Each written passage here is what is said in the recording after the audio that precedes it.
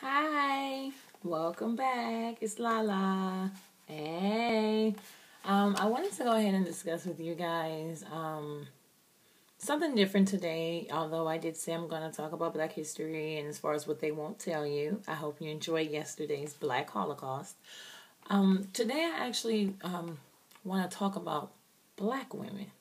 As a Black woman, I am entitled to that. And I just want to point out some things that I've noticed. One of the things that I've noticed about us Black women is that I always hear we have attitudes. We do. I have one. I have a minute one, but I have one. I used to have a real bad attitude when it came to men. I used to have this, I'm powerful, I'm the strong Black woman with all these accomplishments, and you can't offer me anything. And that's because of my story. Most Black women have a story that makes us that way. It takes a while for us to change. I know for me, I'm 26 this year, and I didn't start changing until I was 23 and going through the motions, 24, 25. And then finally, at 25, I'm finally getting it. So the angry Black woman syndrome is what I'm going to address today. We're not mad. Some of us need to heal. We don't heal properly. We move on to the next guy or the next job or the next situation without being lost in translation about the current situation and moving forward. The problem with that is we tend to bring all that baggage into the next relationship, which is not good. The way I was raised as a Southern Belle by my stepfather, you have to know how to treat a man. And that means that you have to go above and beyond yourself. You can't do that if you haven't established the critiques within yourself and the things that you want to change and alter about yourself, as well as healing. That being said, I know that wearing that mask, like I don't need anything, I can open my own door, I can pay my own bills and all this other stuff, that's already given. You don't have to broadcast that. I think the fact that a man wants to feel needed, so you ask. You have to humble yourself. It's pride. You can't say you don't need anything. It's the same thing that goes with as far as I was raised as a man is your king and I am his queen. So the things that he loves that I may hate, I have to learn to like them and love them because they make him happy. And at the end of the day, that's what I want to do. That's what a wife is supposed to do, or a girlfriend or what have you. And that's very important to me, extremely important to me. And of course it's reversed because a man has to do the same thing.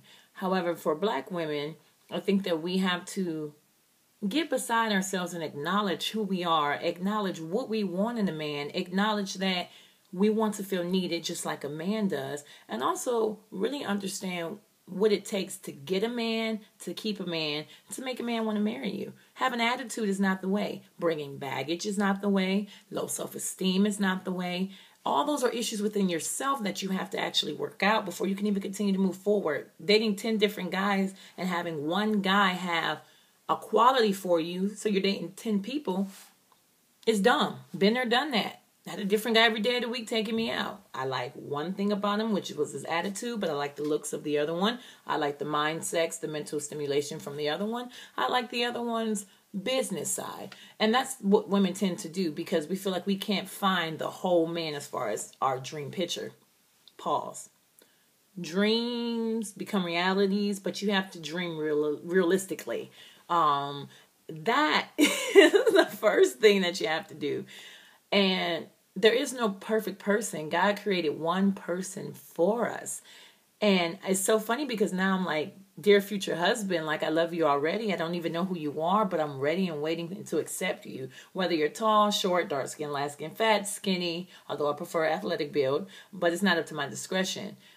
God didn't make 10 people for us. He made one. So you got to get through the baggage and the foolishness in order to even begin to date the man that has the possibility to be your husband. And although you may be past the hurt, the other part that you guys have to understand and that we do is that we have to know how to treat a man, how to keep a man.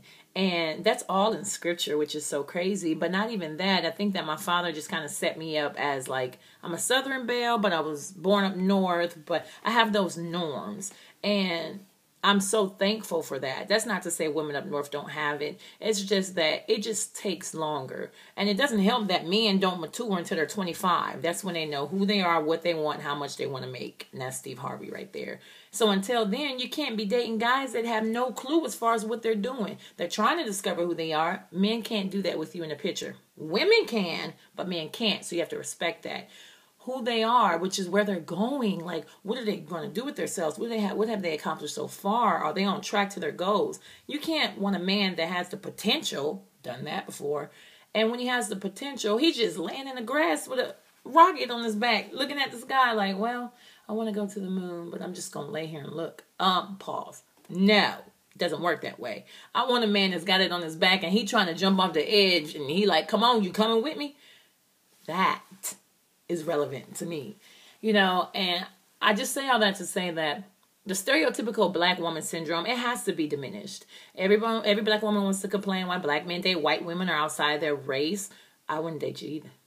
And I'm a black female. I've been that bitter black female from past relationships, past hurt. You gotta let it go. When you do, you're so much happier within yourself. So if the guy that you're dating doesn't work, it's like, okay, it was fun while it lasted. I enjoy the moment, but I have to move forward. You can't let him block the blessing of your real husband, and you can't allow him to make you feel better. It comes from within. And so for black women, for, this particular day, I just want to stress to you, get rid of that baggage, get rid of that black woman syndrome, get rid of that I'm independent and don't need anybody. The man already knows that when he meets you because you own your car, you're in grad school, or you have a nice house, or you have an apartment and you're doing your thing, or you have a roommate, whatever. You don't have to keep saying it and putting it in the forefront. It's a part of you, but it's not who you are. Take the mask off. I did. Toodles. See you tomorrow.